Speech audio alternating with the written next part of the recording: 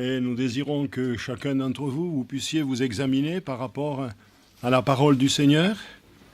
Nous croyons que le Seigneur, qui est toujours sur son trône, tient le monde entre ses mains. Amen. Tient toujours le monde entre ses mains. Maintenant, savoir si vous êtes dans sa main ou si pour l'instant vous êtes loin, égaré.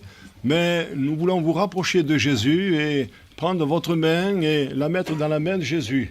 Il y a un texte dans l'Écriture qui dit « On lui amena les petits-enfants. On lui amena un sourd. On lui amena un aveugle. On lui amena un sourd et muet.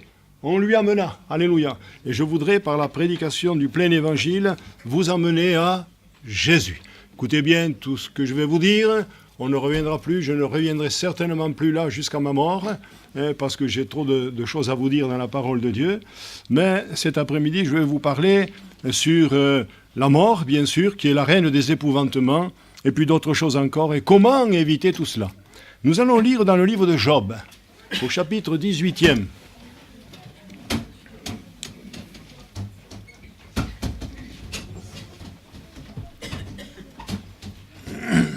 Merci, sœur.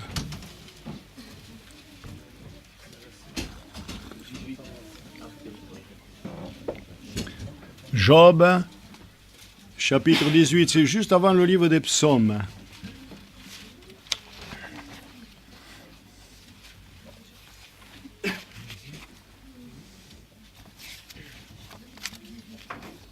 Là, hein, vous n'avez lu rien, hein? Oui.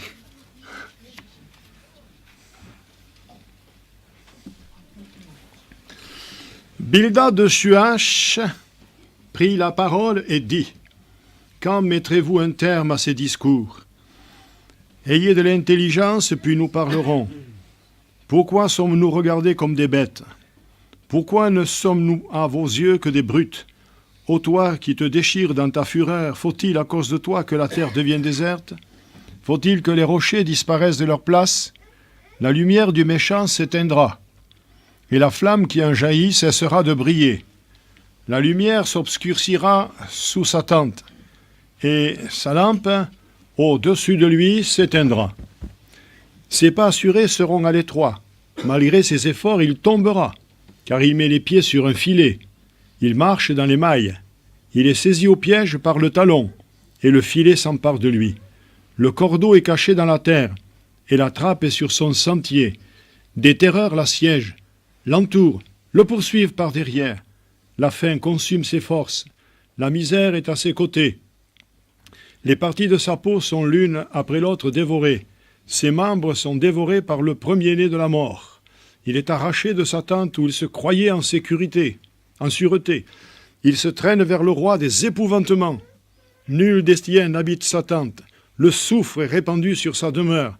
Et là-bas, ses racines se dessèchent. En haut, ses branches sont coupées. Sa mémoire disparaît de la tête. Son nom n'est plus sur la face des champs. Il est poussé de la lumière dans les ténèbres. Il est chassé du monde. Il ne laisse ni descendants, ni postérité parmi son peuple, ni survivants dans les lieux qu'il habitait. Les générations à venir seront étonnées de sa ruine, et la génération présente sera saisie d'effroi. Point d'autre destinée pour le méchant, point d'autre sort pour qui ne connaît pas Dieu. Je répète le verset 21. Point d'autre destiné pour le méchant, point d'autre sort pour qui ne connaît pas Dieu. Amen. Nous allons prier.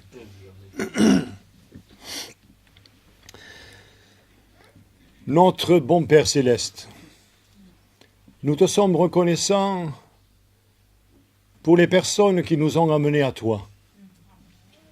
Sont venus par des témoignages, pour moi-même, par ma chère tante, et je te rends grâce encore aujourd'hui, parce que tu t'es servi d'elle pour m'amener à la connaissance du Fils de Dieu, à la connaissance du sacrifice sanglant sur la croix du Calvaire, à la connaissance de mon péché, de mes turpitudes, de ma méchanceté, de tout ce qui fait l'apanage d'un homme qui ne connaît pas Dieu, c'est un méchant. Que ce soit un homme, un jeune homme, une jeune fille, une femme, celui qui ne connaît pas Dieu est un méchant. Et le méchant ne peut pas entrer dans le royaume de Dieu. Cet après-midi, avec tout ce que je vais dire, il est impossible que quelqu'un reparte sans avoir fait la paix avec toi. Au nom de Jésus-Christ, que le Saint-Esprit maintenant muselle toute puissance étrangère à l'Esprit de Dieu et que les oreilles soient attentives à ce qui va être dit de ta part, au nom de Jésus. Amen. Gloire à Dieu. Quand on pense ce texte hors de son contexte, nous nous demandons qui est ce Bildad de Suach. Il y a, c'est vrai, 3 hommes qui sont venus voir Job, Bildad de Suach, Tsophar de Naama, et Tsophar de Naama, et Bildad de Suach, Tsophar de Naama, et Eliphaz de Théman. Puis plus tard, il y aura un autre, Elihu, fils de Barakel de Buz, qui viendra lui contrecarrer tout ce que ses amis fâcheux sont venus dire à Job, parce que Job passait par une grande souffrance, il avait tout perdu. Voilà, je résume, il a tout perdu. Et ils sont venus, la Bible les appelle les consolateurs fâcheux.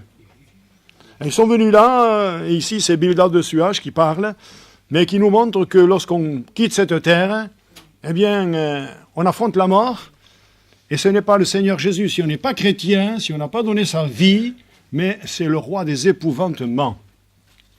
Pour ce faire, j'ai quelques glanures ici que j'ai glanées, forcément. La dernière, c'est celle d'hier, on m'a remis ce matin. Johnny Hallyday en sanglots sur son lit d'hôpital. « J'ai peur! Je ne veux pas mourir. » Pourquoi est-ce qu'il ne veut pas mourir? Parce qu'il n'est pas prêt. Parce que le diable lui a donné la gloire, l'argent, la terre là-bas dans les îles, en Amérique, en Suisse, des maisons partout. Mais maintenant, il a peur. C'est fini, il n'a plus peur. Mais il a peur, quand même. Est-ce que vous me comprenez? Il n'a plus peur sur la terre, mais il a peur où il est. Parce que déjà commencent les souffrances, nous dit la parole de Dieu. J'ai trouvé intéressant de vous donner quelques mots, je ne vais pas tous les donner, mais Talleyrand disait ceci: « Je subis les tortures des damnés. » Thomas Hobbes: « Je dois franchir ce pas redoutable qui me conduira dans les ténèbres. » Le cardinal Mazarin: « Mon âme, qu'adviendra-t-il de toi ?» Pour un religieux. Hein. Jonathan von Goethe: « Plus de lumière. » Charles X, roi de France: « Je suis perdu, je n'en doute pas. » Regardez Jules Renard qui dit à sa femme: « Marinette, pour la première fois, je vais te faire une très grosse peine. » Nous verrons dans ce petit livre Voltaire, il y a des choses qui sont en double. Honoré de Balzac. Ah, j'aime bien Honoré de Balzac. On nous l'apprenait à l'école. « Appelez Bianchon, seul Bianchon peut me sauver. » Bianchon, c'est un personnage de médecin de la comédie humaine qu'il avait créé. Il n'y a que lui seul qui peut me sauver. Hier, j'entendais à la radio une femme qu'on interviewait. « Johnny m'a tout donné. Et quand j'étais dans la peine, il me parlait, par ses chants forcément. Il m'a tout donné. » Alors j'ai arrêté là, hein, et elle disait d'autres choses encore. Moi, c'est Jésus qui m'a tout donné. Winston Churchill: « Quel fou j'ai été. » Mes amis, retenez bien tout cela. J'ai demandé aux frères d'enregistrer parce que c'est très important. Vous pouvez l'écouter, le donner à d'autres personnes. Il faut que le monde sache que s'il n'est pas converti, il va en enfer. On laisse tomber Victor Hugo. Tiens, regardez Élisabeth, première d'Angleterre. « Toute ma fortune pour un instant de plus. » Elle aurait donné toute sa fortune pour vivre un quart d'heure de plus. Mais un quart d'heure après le quart d'heure, elle n'a plus de fortune. Mais qu'est-ce qu'elle va faire? Elle va acheter son salut. Et Rabelais, François, disait: « Tirez le rideau, la farce est terminée. » Et oui, tous ces farceurs comme Thierry Le Luron, comme Coluche, tous ces farceurs qui ont amusé l'humanité, où ils sont aujourd'hui? Il faut quand même regarder dans le passé. Ces gens qui sont beaucoup plus jeunes que nous et qui sont partis avant.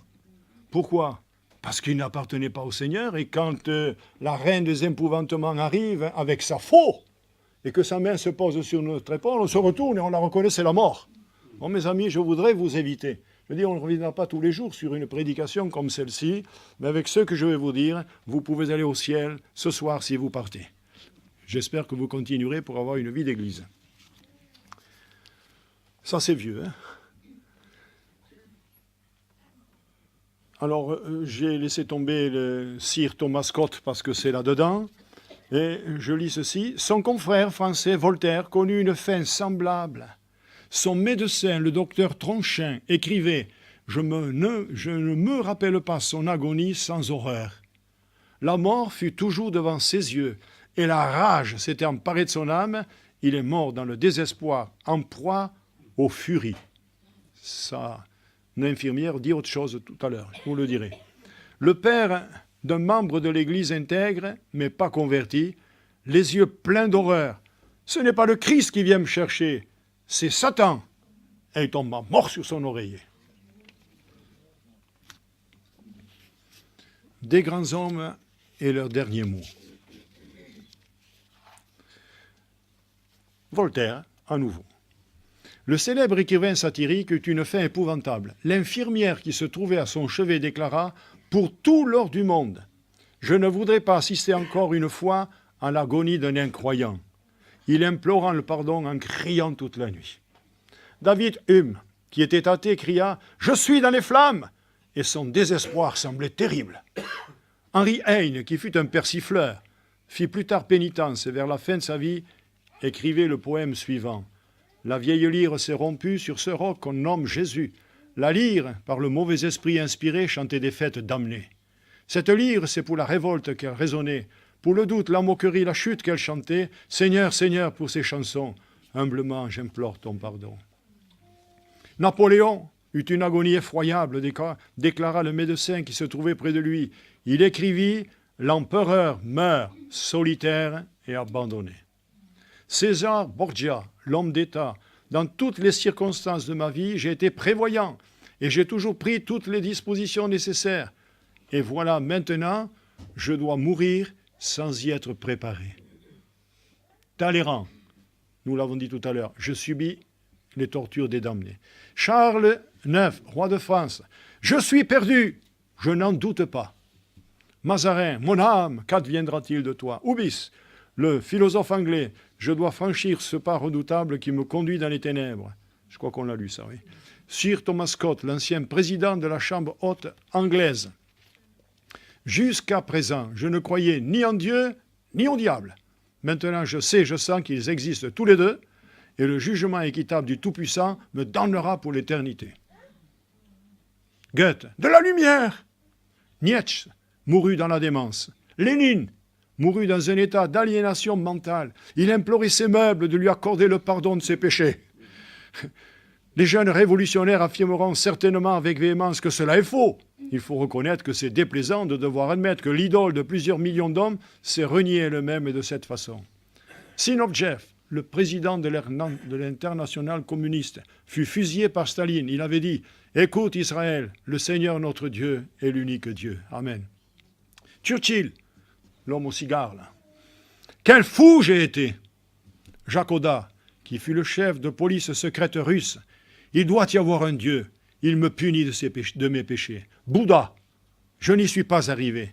Mais Jésus-Christ a dit, tout est achevé.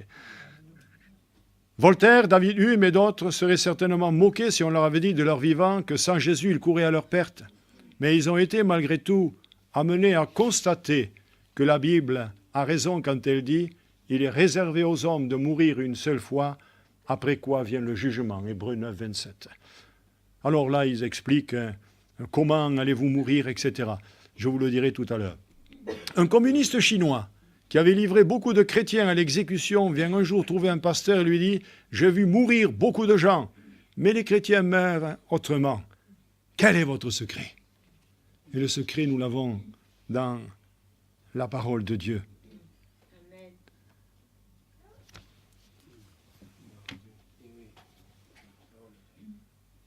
Je vais vous lire maintenant un vieux prospectus que j'ai retrouvé, vous me donnerez 5 minutes.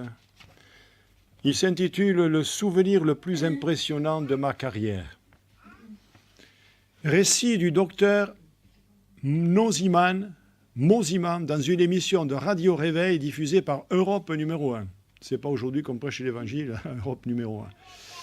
Chers auditeurs, c'est une joie pour moi de m'adresser à vous aujourd'hui pour vous donner un témoignage de ma vie de médecin chrétien. Comme le titre de cette causerie l'indique, j'ai été fort impressionné par le fait que je désire vous communiquer. Cela se passait il y a plusieurs années, alors que j'étais jeune interne dans un hôpital de district. C'était l'automne.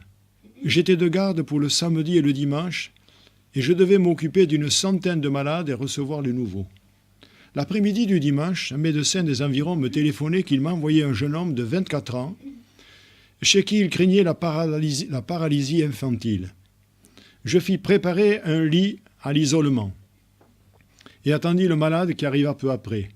C'était un grand jeune homme, solide, vigoureux, respirant la santé et au visage souriant, bien que quelque peu inquiet.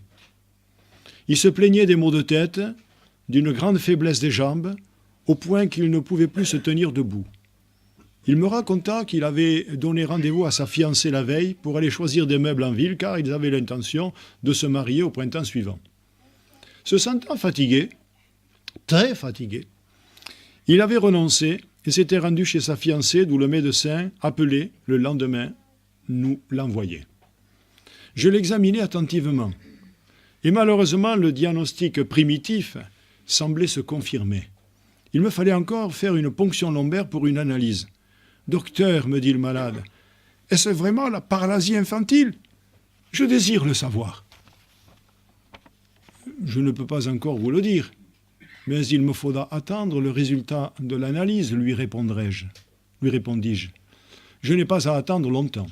Le résultat était indiscutable.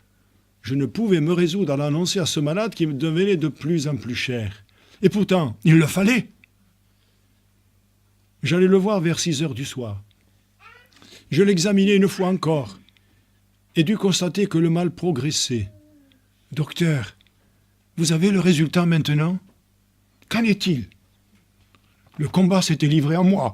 Mon souci de la vérité l'emporta et je lui dis simplement « Je ne puis que confirmer le diagnostic. » Je l'ai bien pensé, mais croyez-vous que je m'en remettrai?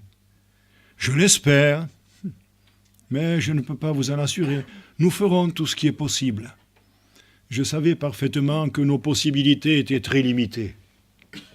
Nous faisions à ce moment-là de petites transfusions de sang, espérant procurer au malade des éléments de défense qui lui faisaient défaut.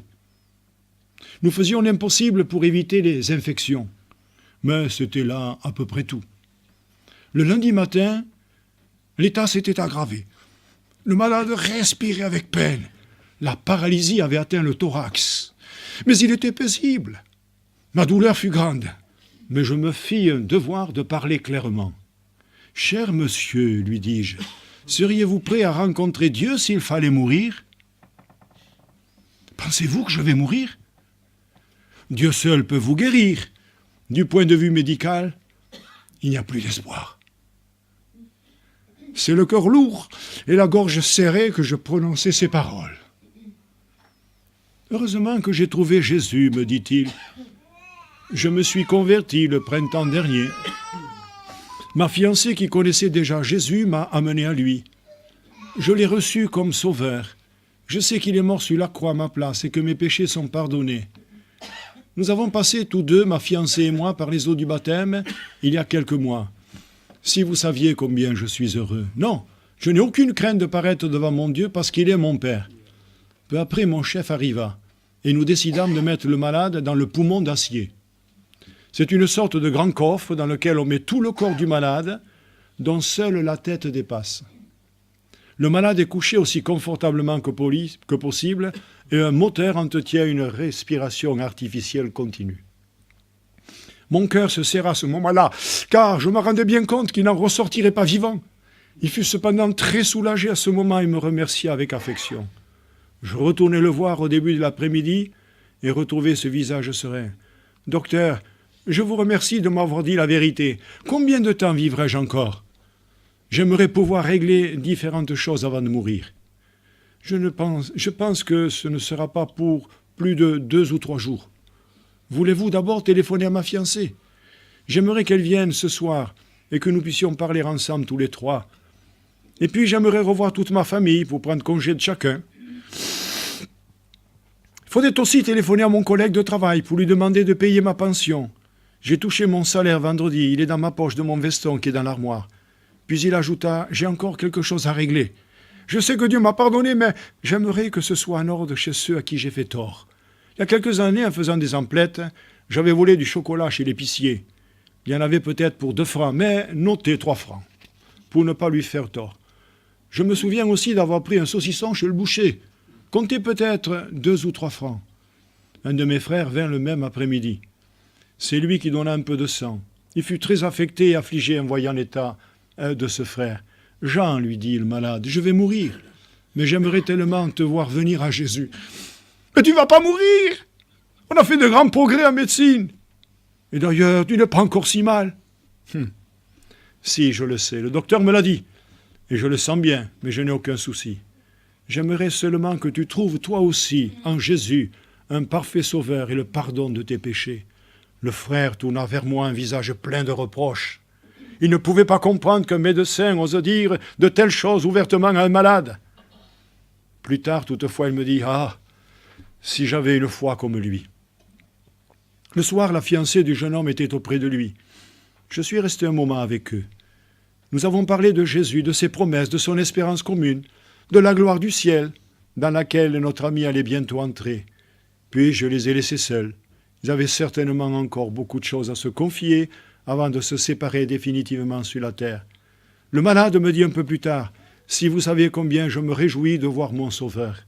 La seule chose que je regrette, c'est de laisser ma fiancée. » Le lendemain, toute la famille était rassemblée dans la chambre de celui qui allait bientôt passer de ce monde au Père, selon l'expression de l'évangile de Jean, chapitre 13, verset 1. Le mourant demanda pardon à ses parents, à ses frères, à ses sœurs, entre parenthèses, parce qu'il a eu le temps.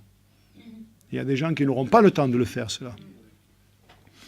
Pour tout ce en quoi il leur avait fait tort, il les exhorta à se donner entièrement à Jésus, à le suivre et à le servir. Il leur demanda de lui chanter un cantique. Les voix n'étaient pas très claires. C'était émouvant. Il en demande un second, ce beau cantique qui commence par ces mots. « Vois mon Sauveur face à face. » On le connaît. Dans son poumon d'acier, le malade chanta de tout son cœur. Puis les parents et chacun des frères et des sœurs, jusqu'aux plus jeunes qui avaient alors 8 ou 9 ans, s'approchèrent du malade pour lui donner un dernier baiser. Seule la fiancée resta encore un moment. Son état s'était aggravé. Les fonctions respiratoires ne se faisaient plus. Son ventre, qui était extrêmement ballonné, lui faisait très mal. Son cœur battait très rapidement. « Docteur, est-ce que mon cœur tiendra encore longtemps ?» Je me réjouis de voir mon Sauveur. Vous le verrez bientôt. Oh, si je pouvais venir avec vous.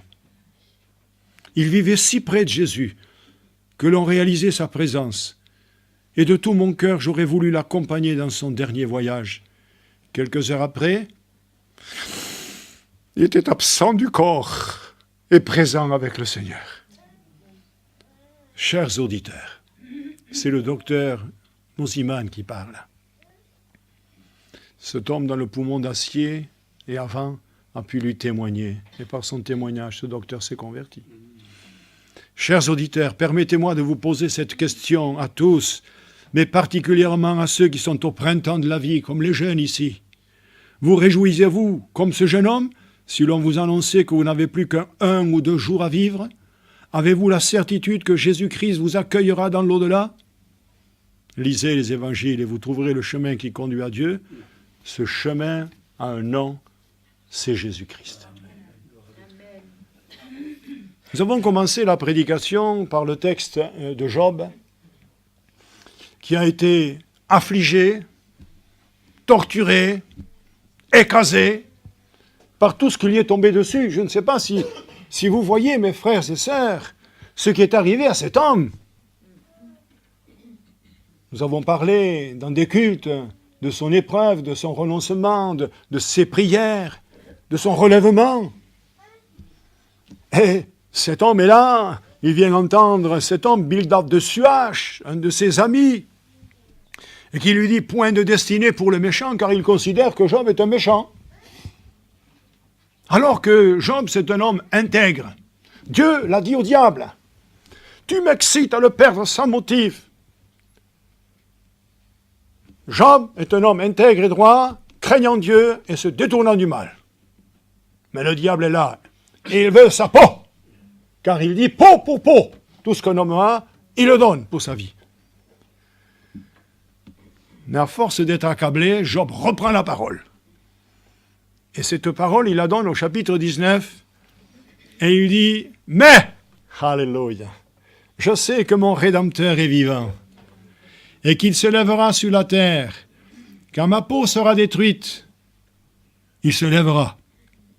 Quand je n'aurai plus de chair, je verrai Dieu. Je le verrai, il me sera favorable. Mes yeux le verront, et non ceux de notre. Mon langue languit d'attente au-dedans de moi. Alors vous direz, pourquoi le poursuivions-nous?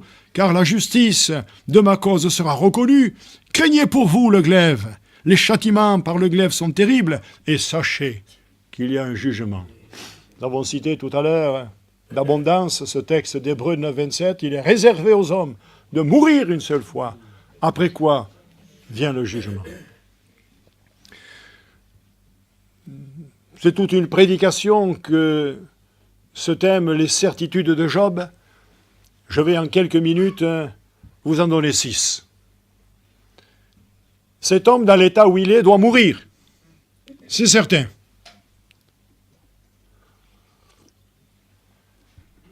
Il a le diable sur lui, par l'intermédiaire des ulcères, de la tête jusqu'aux pieds. Il prend des tessons et il se gratte. Le sang coule, l'infection est là, il sent mauvais, il est sur un tas d'immondices, et ces jeunes, dont il n'aurait pas mis les pères derrière les chiens de son troupeau, lui donnent des coups de pied. Alors qu'avant, M. Job, c'était quelqu'un. Lorsqu'il arrivait sur la place publique, de suite, on lui donnait un siège, et les gens mettaient leurs mains sur la bouche. C'est le sage qui arrivait. Maintenant, il est considéré pire qu'un chien. On lui donne des coups de pied. C'est scélérat, me pousse des pieds, dit-il. Mais tout à coup, à force d'être accusé, maintenant, il va dire, je vais vous montrer mon assurance, moi. Je suis à l'article peut-être de la mort, mais je vais vous montrer que je sais beaucoup de choses, mais vous ne le savez pas. Et il dit, je sais que mon Rédempteur, que Dieu est mon Rédempteur. C'est le premier point. Je sais. Et je pose cette question à vous qui m'écoutez, vous qui êtes au gradin, vous qui êtes sur la mezzanine, vous qui êtes au fond du stade, vous les milliers de personnes qui m'écoutez. Je voudrais vous dire que Job pouvait dire, je sais que Dieu est mon Rédempteur. Un Rédempteur, c'est quelqu'un qui sauve, qui rachète. Il le sait. Pouvez-vous le dire? Si vous ne pouvez pas le dire, alors écoutez au moins jusqu'à la fin du message. Et à la fin, vous prendrez la décision. Ou tu veux de Jésus, ou tu ne veux pas de Jésus. Il n'y a pas de position intermédiaire. C'est la vie ou c'est la mort. Deuxièmement, je pourrais dire que pour lui, il n'y a pas de doute. Le doute est destructeur de foi. Les si et les mais sont destructeurs de la foi et de la paix. Deuxièmement, il sait que son Rédempteur est vivant. Alléluia. Ouais, quand je vois des gens qui se prosternent, c'est parce qu'ils sont dans l'ignorance. Mais ils se prosternent devant une statue. On reparle de Johnny Smith. On l'appelle Johnny Hallyday. C'est un nom de propagande. Mais ces gens-là, soi-disant qu'il y avait des millions de fans, et ça me rappelle le livre de Daniel. Le roi Nebuchadnezzar avait fait une statue d'or, coûte cher, hein? Je suis allé en Ukraine, et ma belle-sœur, qui n'était pas encore ma belle-sœur, m'a voulu me montrer une statue de 110 mètres de haut, en titane. Ça a coûté cher, hein, aux Ukrainiens. Et là, c'était une statue de 30 mètres de haut, 30 coudées, ça fait quand même 15 mètres en or. Et le roi a dit, quiconque ne se prosternera pas devant ma statue sera mis à mort dans la fournaise ardente. Il y avait une fournaise à côté, c'était déjà préparé. Et alors, quand les gens ont commencé à souffler dans leurs instruments, le sambuc, le psalterion, la guitite, il faudrait retrouver ces choses ici pour les grands musiciens. Et les musiciens, il faudrait vous y mettre, hein. Tout le monde s'est prosterné. Des centaines et des milliers de personnes devant une statue. Et je disais hier, tous ces gens, même s'ils ont aimé Johnny, c'était de l'idolâtrie. Des motards. Quand on n'a rien à se mettre sous la dent, quand on ne connaît pas Jésus, on fait cela. Il m'a tout donné, disait cette femme, et d'autres encore. On ne peut pas s'en passer. Certains ont passé toute la nuit, depuis 9h le soir jusqu'au matin, dans une couverture, debout, à attendre que le cortège funèbre arrive. Mais vous y pensez, où est le peuple français, puisque nous sommes en France? Et vous y pensez un petit peu? Pour un homme qui a chanté, simplement, mais pour un prédicateur de l'Évangile, personne ne vient l'écouter. C'est quand même quelque chose, n'est-ce pas? Comme je disais l'autre jour, cette petite histoire de M. Morrison, ce missionnaire qui a donné toute sa vie au Seigneur. Il revient dans son pays en Amérique.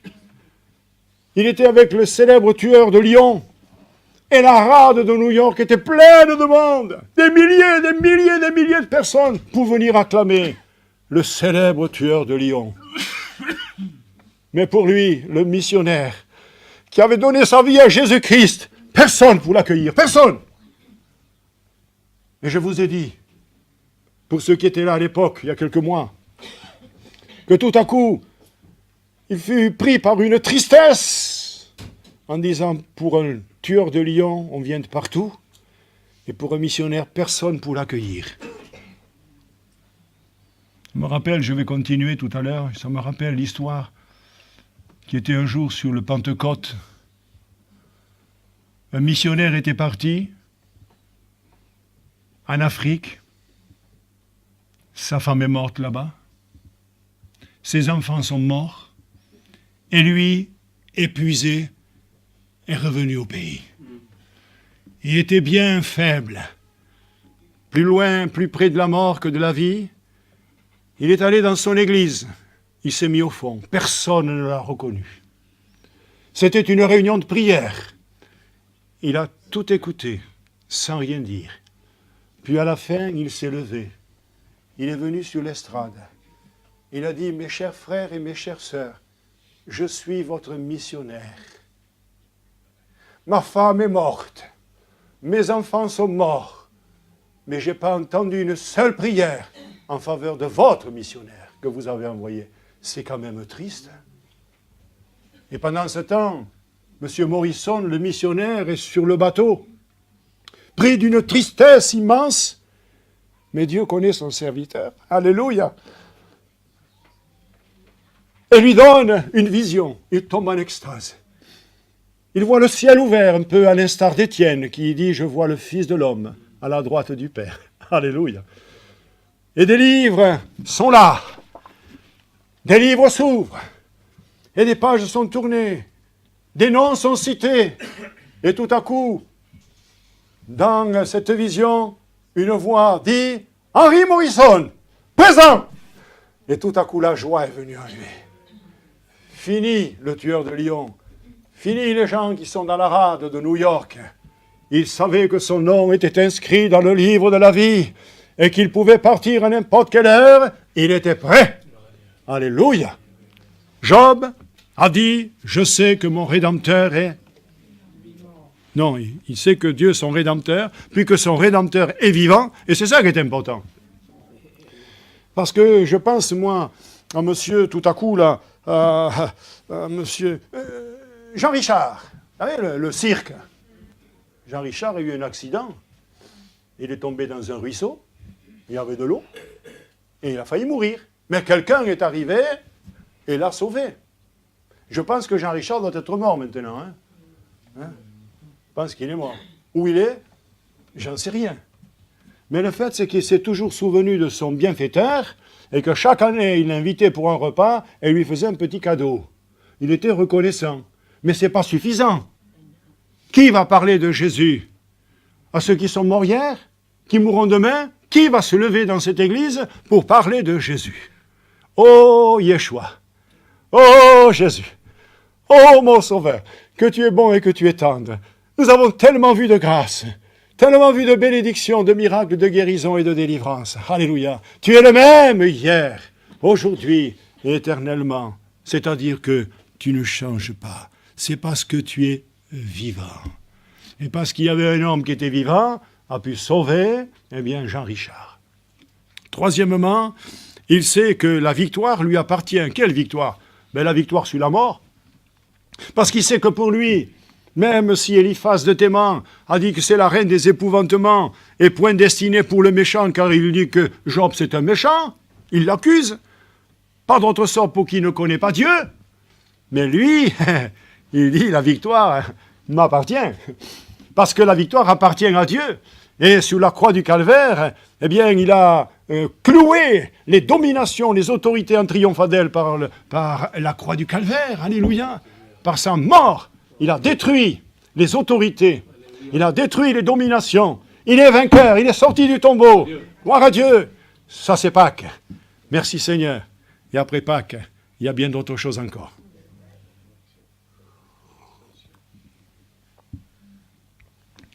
Quatrièmement, il sait qu'après la mort, tout n'est pas fini. L'apôtre Paul, lorsqu'il écrit aux Thessaloniciens, il dit « Je ne veux pas que vous soyez dans l'ignorance par rapport à ceux qui dorment.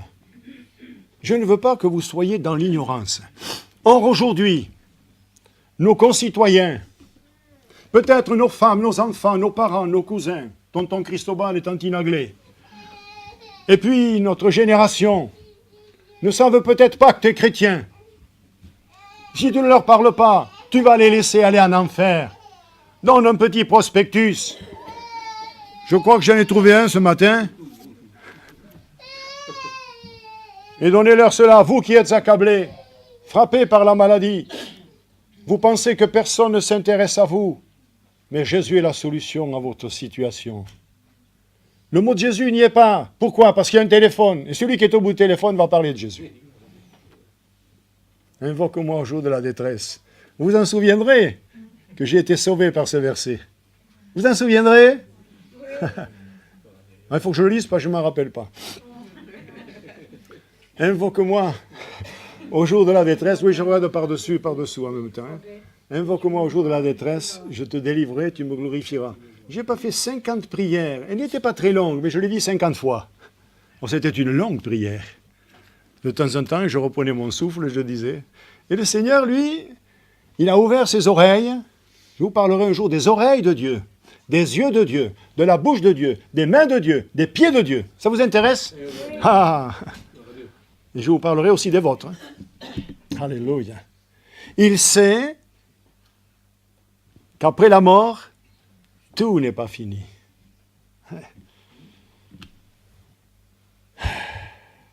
Quand j'ai dû parler à mon papa et à ma maman, c'était pas facile. Ma maman me disait, mais mon fils, ma maman était catholique. Et je lui dis, et ta grand-mère aussi. Et ton arrière-grand-mère aussi. Et on remonte comme ça. C'était ma maman, je pouvais tout lui expliquer tranquillement, elle m'écoutait. Parce qu'elle avait vu mon changement, ma guérison de l'ulcère, etc., etc.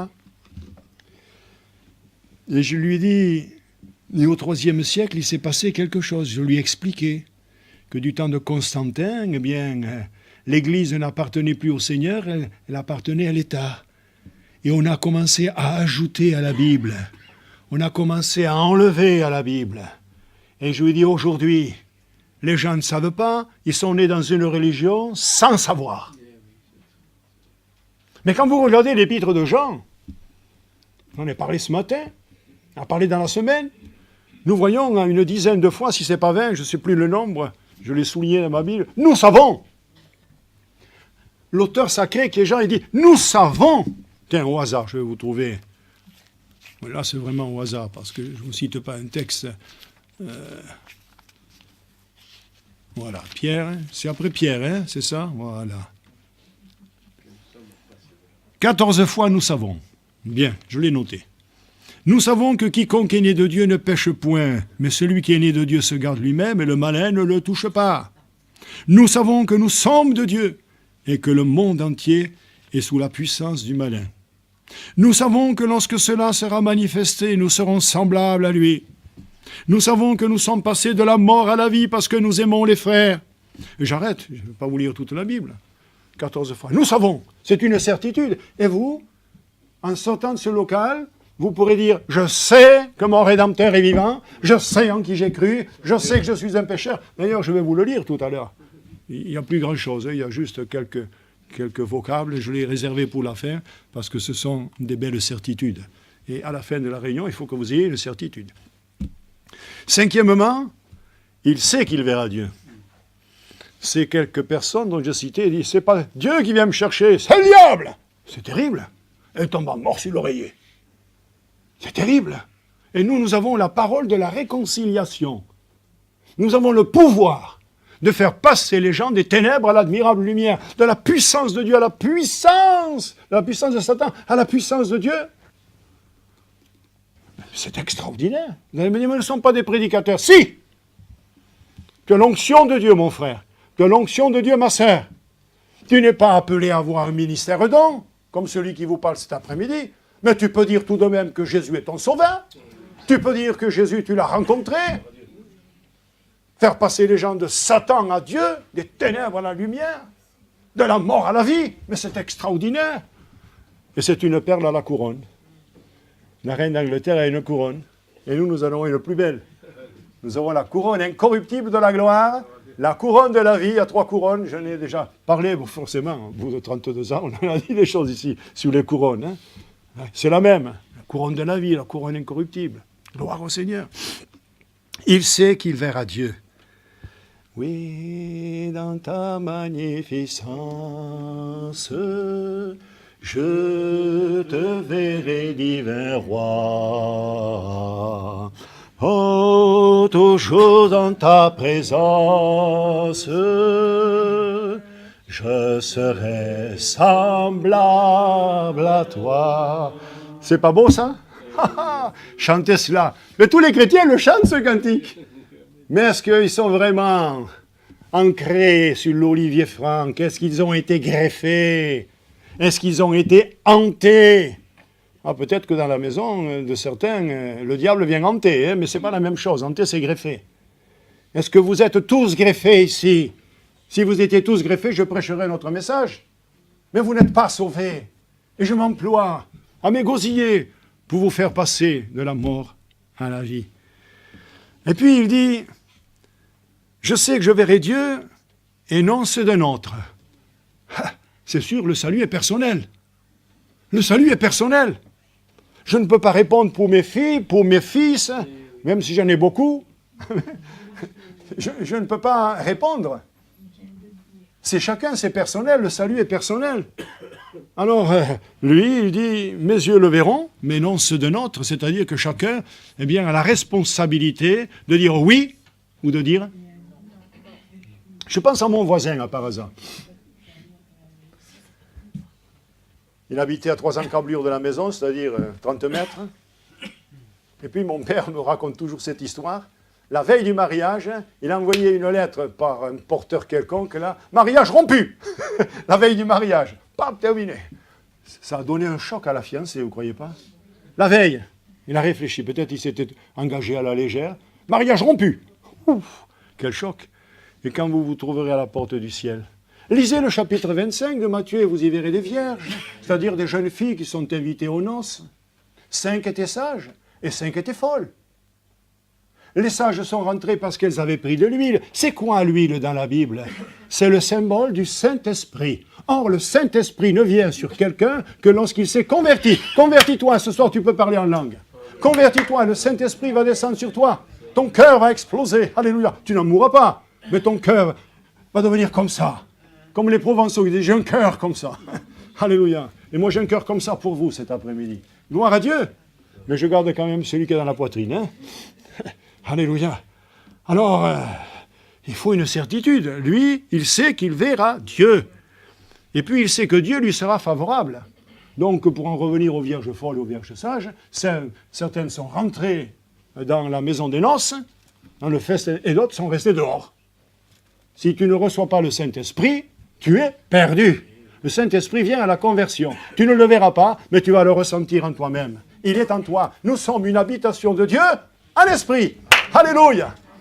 Et nous pouvons parler de la part de Dieu. Nous avons une certitude parmi toutes les incertitudes du monde. Nous sommes les enfants du Père. Et Jésus-Christ est notre Sauveur. Et le Saint-Esprit, eh bien, c'est le consolateur, le paraclet, l'avocat. Oh, que c'est bon, Seigneur, d'être conduit par toi, par ton Saint-Esprit.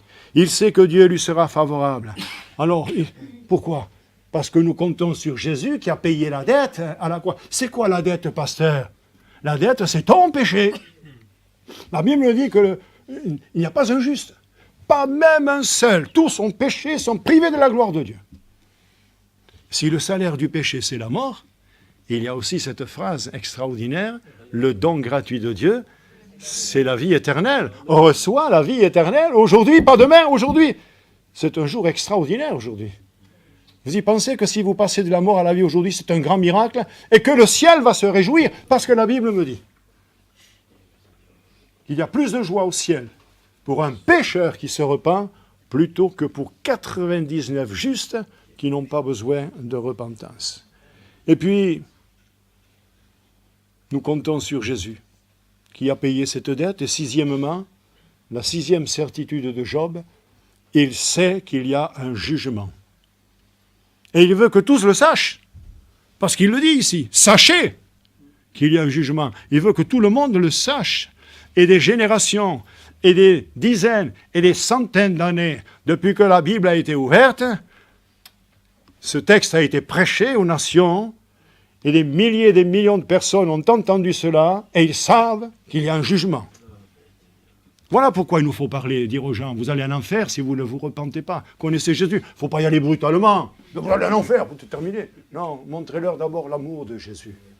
Montrez-leur que Jésus est venu pour nous guérir, pour nous faire du bien, pour nous pardonner. Mais que si on refuse, eh bien, il y a la peine capitale qui nous sera donnée. Il sait qu'il y a un jugement. La Bible me dit qu'il est réservé aux hommes de mourir une seule fois. Après quoi vient le jugement. La première sépulture que j'ai faite, c'était Abraham. Je suis arrivé le 3 juin 1981 à Carcassonne. Et le pasteur Picavet m'a dit, écoute, il y a quelqu'un qui est décédé, Abraham, tu vas faire la sépulture. Allez, vas-y, Bernard. Tu es jeune, toi, tu peux y aller. Je suis allé là, je connaissais ni la personne, rien, j'arrive moi d'Avignon. Hein. Mais je connaissais la parole de Dieu. Puis à la fin, c'était ma première sépulture, j'ai été inspiré, forcément. Je me suis adressé à tout l'auditoire, à sa femme qui était là, et pleurait. Et je lui dis, messieurs et mesdames, je ne vous connais pas. Il y a ici un homme qui était chrétien, et j'aurais pu lui citer ses promesses de Job, ses certitudes. Enfin, j'ai parlé de celui qui avait rencontré le Seigneur. Et j'ai dit souvent dans les sépultures, on entend ces choses. Adieu! Adieu! Adieu! Je lui dis, moi, je ne dirai pas adieu à cet homme qui est là dans le cercueil. D'ailleurs, il est parti, son âme est parti. Je lui dirai, allez, appelons-le Robert. Au revoir, Robert. À bientôt. Est-ce que je vais vous dire ce soir adieu ou au revoir? Au revoir. C'est important, ça. Au revoir, au revoir. C'est beau cantique, hein? Oui, c'est sous les ailes de la foi, ça. Hein? Au revoir, au revoir. Quand quelqu'un quitte une assemblée, on lui chante ce cantique. Au revoir, au revoir. Il est beau, ce cantique. On vous le fera chanter. Voilà, je crois que j'ai bientôt terminé en vous disant, avez-vous ces certitudes, les 6 certitudes de Job? C'est facile, hein? Vous avez la prédication dans le chapitre 19, du verset 25 au verset 27. On va un peu plus loin jusqu'au verset 29, puisqu'il dit « Sachez qu'il y a un jugement ».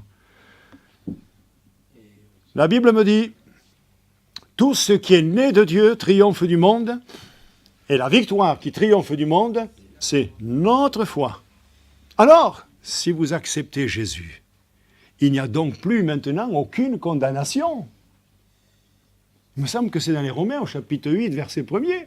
Il n'y a donc maintenant aucune condamnation pour ceux qui sont en Jésus-Christ. Alors, regardez, nous avons parlé de ces gens qui ont hurlé à la mort, nous avons parlé de Johnny. Aujourd'hui, et en fin de réunion, nous allons parler de quelques paroles de savants.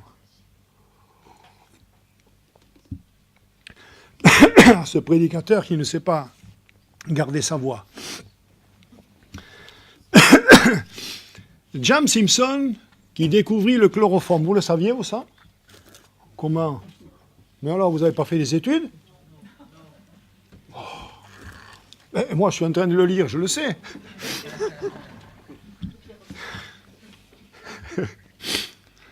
James Simpson qui découvrit le chloroforme. Vous avez été endormi par le chloroforme? Ma plus grande découverte a été celle de mon état de péché devant Dieu et celle de Jésus-Christ comme mon sauveur. Il a découvert le chloroforme, un grand savant. Mais la plus grande découverte, c'est Jésus. Gauchy. Vous ne connaissez pas Gauchy? Non, mais c'est un grand mathématicien. Oh, bon, je vais vous faire des cours de maths. Je suis chrétien. Il pourrait dire, voilà ma gloire, mon espérance et mon soutien.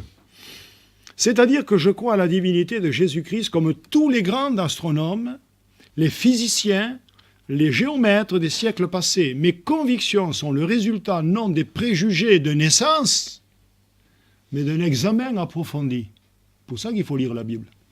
Ampère, connaissez Ampère? Ben, bien sûr, c'est le père de la télégraphie. Mais vous en savez, vous, monsieur Berdeil, des choses? Mais vous en savez? Quelles études avez-vous faites? Dimanche à Carcassonne, il y a un homme qui est venu me toucher sur l'épaule, là, il me dit, monsieur, vous avez fait des études, hein? Je n'ai pas voulu répondre. Je ne fais pas des études pour la parole de Dieu. Je ne suis pas allé à l'école biblique, moi. Moi, mes genoux se sont abîmés. Ils sont calés comme ceux d'un chameau. C'est là qu'on apprend. L'école biblique, on nous en met plein la tête. Mais ce qu'il faut, c'est en avoir plein le cœur. Alléluia. Alors moi, je suis allé à l'école de la télégraphie et de l'électrodynamique. Que Dieu est grand! Que Dieu est grand! C'est Ampère qui a dit ça. Et je termine par Newton. Connaissez Newton? Bon, je ne l'aime pas. Ah, je ne l'aime pas. Parce que souvent, j'avais des petits vélos à l'école. Vous savez ce que c'est, les petits vélos? Des petits zéros. Il suffisait de les relier. J'étais nul en maths. 4 ou 5 de moyenne. Par contre, il y a des matières où j'étais premier, second. Alléluia. Second, premier, comme dit l'Écriture. Newton, mathématicien, physicien, astronome et philosophe. Vous ne saviez pas? Mais alors? Oh, je crois qu'on va faire des leçons ici. Hein. Célèbre par sa découverte des lois de la gravitation universelle. Il souffrit dans les dernières années de sa vie d'un grand affaiblissement de la mémoire. Il avait trop fait travailler.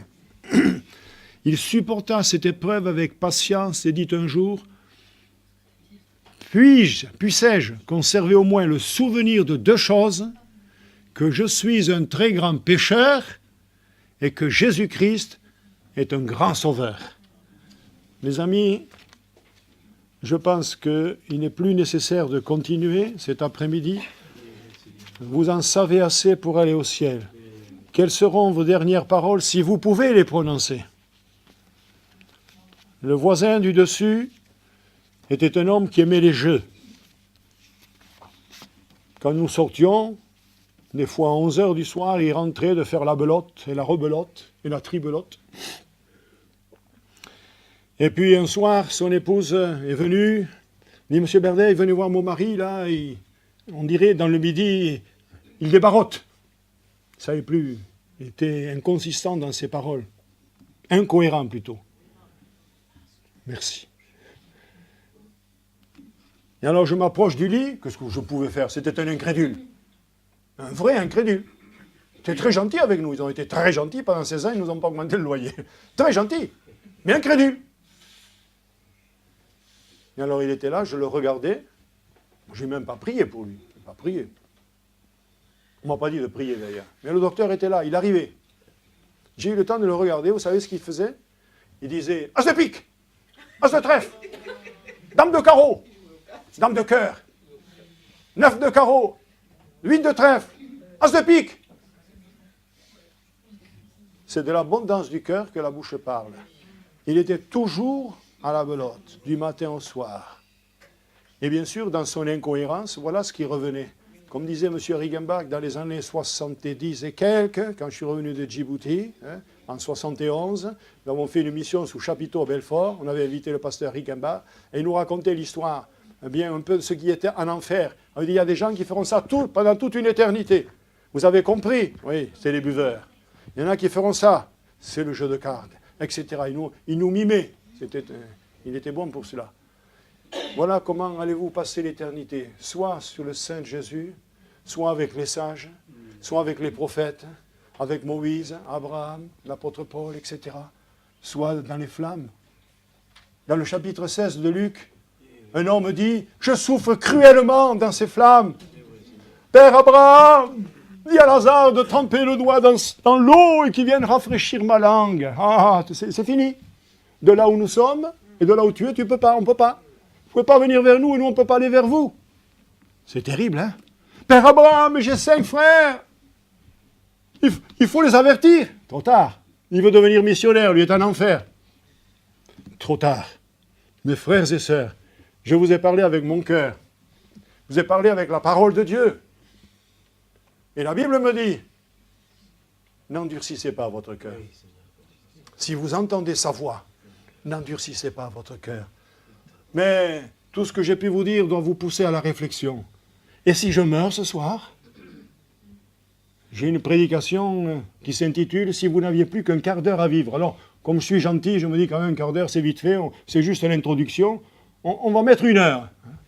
Et si vous n'aviez plus qu'1 heure à vivre, hein, un petit peu comme le jeune de tout à l'heure, là, hein, lui, il était prêt. Et ce n'est pas de la bricole, ça a été dit à la radio, c'est le docteur Mosiman. C'est lui qui a été témoin de ces dernières minutes, de ses souffrances. Mes amis, qu'allez-vous faire? Un homme est venu sur la terre des hommes, il s'appelle Jésus. Il s'est élevé comme une faible plante, comme un rejeton qui sort d'une terre desséchée. Il n'avait ni beauté ni éclat pour attirer nos regards, et son aspect n'avait rien pour nous plaire. Semblable à celui dont on détourne le visage, nous l'avons dédaigné, nous n'avons fait de lui aucun cas. Cependant, c'est de nos souffrances qu'il s'est chargé, c'est de nos iniquités qu'il a portées, nous l'avons considéré comme puni, frappé de Dieu et humilié. Mais par ses meurtrissures, nous sommes guéris. Chacun suivait sa propre voie, nous étions comme des brebis sans berger. Et Dieu a fait retomber sur lui l'iniquité de nous tous. Sur sa personne divine et glorieuse, Dieu, le grand Dieu du ciel, s'est fait tout petit pour s'incarner dans le sein d'une vierge et venir en nous. S'est fait tout petit pour venir habiter notre cœur. Voulez-vous que cet après-midi, ce Jésus qui a ressuscité, bien sûr, puisse venir dans votre cœur? Il est grand et il peut se faire petit pour entrer dans votre cœur. Et tu vas le sentir. Tu vas vibrer de partout, de la tête aux pieds. Et quand tu vas sortir, tu vas dire, je sais maintenant en qui j'ai cru. Je sais, j'ai des certitudes. Comme Job, je suis l'enfant du Dieu des cieux. Je suis le fils du royaume des cieux.